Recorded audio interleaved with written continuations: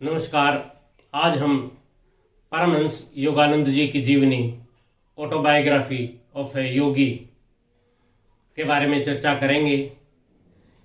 ये किताब उन्होंने 1945 में लिखी थी और 1955 में इंग्लिश में प्रकाशित हुई थी।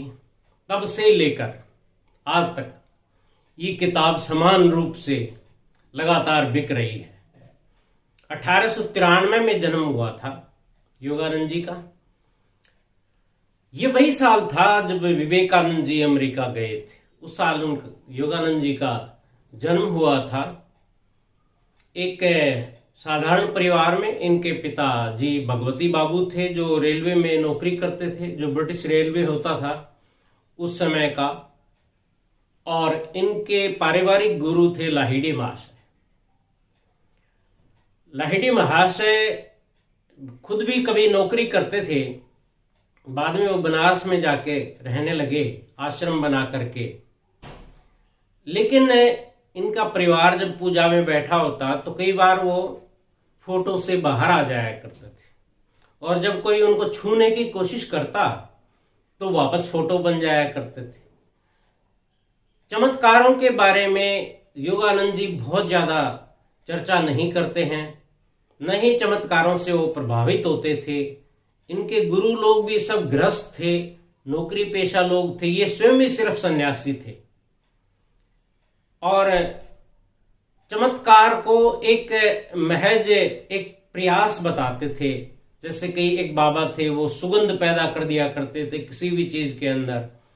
और एक बाबा थे, वो शेरनी उनके पास बैठी रहती थी। तो ऐसी चीजों की चर्चा तो उन्होंने की है, लेकिन इसको वो बहुत आध्यात्मिक आयाम नहीं देते हैं।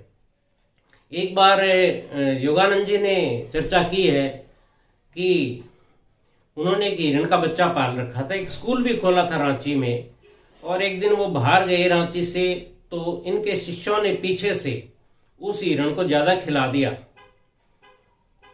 और जब ये वापस लौटे तो उसकी हालत खराब थी। कुछ समय बाद उसकी मृत्यु हो गई। पर उस हिरण के बच्चे से योगानंद जी को प्रेम हो गया था, तो उन्होंने उसे ध्यान लगा करके पुनर्जीवित कर लिया।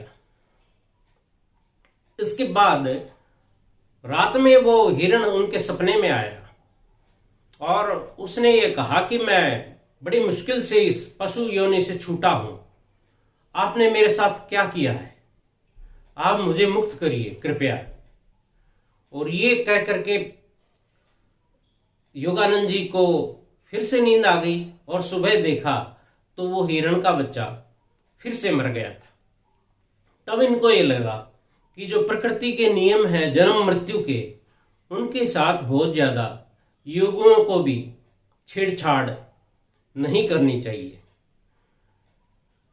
योगानंद जी बहुत सारी चीजों की चर्चा करते हैं, लेकिन दो बातें ऐसी हैं जो अपने आप में ही चमत्कार हैं। एक तो इनके गुरु युक्तेश्वर जी गिरी बहुत ज्यादा पढ़ते नहीं थे, लेकिन वो फ्रेंच भी बोल सकते थे, इंग्लिश भी बोल सकते थे, धारा प्रवाह, और हिंदी और संस्कृत तथा बंगाली तो बोल ही लिया करते थे, क्योंकि वहां के वो रहने वाले थे। इसी तरह से जब योगानंद जी भी अमेरिका गए तो इनको तो हिंदी भी ठीक से नहीं आती थी, इंग्लिश की तो कहां बात। और पढ़ाई इन्होंने ग्रेजुएशन कर लिया था गुरु के कहने पर, लेकिन बहुत अच्छी इंग्लिश नहीं आती थी।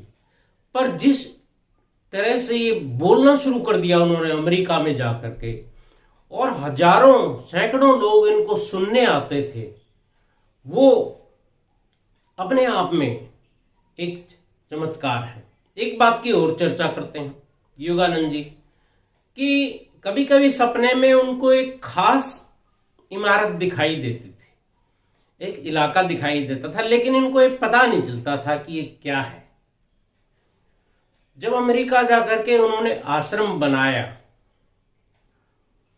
तो उनको याद आया कि ये वही बिल्डिंग थी जिसे वो सपने में देखा करते थे। योगानंद जी अमेरिका में 1920 से 35 के बीच 15 साल लगातार रहे। इसके बाद भी वो जाते रहे। जब 15 साल हो गए थे तो एक दिन इनके गुरु युक्तेश्वर जी गिरी ने इनको सपने में दर्शन दिए और ये कहा कि अब तुम आ जाओ, मेरा समय ज्यादा बाकी नहीं है। इस प्रकार वो अमेरिका से आए। जब वो वापस आ रहे थे तो रास्ते में वो एक ईसाई साधु से मिले और उस ईसाई साधु के अंदर क्या था कि हर शुक्रवार के दिन उसके शरीर पर वैसे ही घाव उभर आते थे जैसे ईसा मसीह के शरीर पे कीलें ठोकने के कारण उनको सूली पर चढ़ाने के दौरान हुए थे और उनसे खून भी बहता रहता था पूरा दिन। कई लोग तो उस महिला को देखकर बेहोश हो जाया करते थे और शाम तक वो खून रुक जाता और वापस घाव समाप्त हो जाया करते थे। तो बहुत भीड़ ईसाइयों के आने लग गई किस तरह उसके पास। तब जो वहां के पादरी थे उन्होंने परमिट सिस्टम चालू कर दिया था कि उसको देखने कुछ सीमित लोग ही आ सकते थे।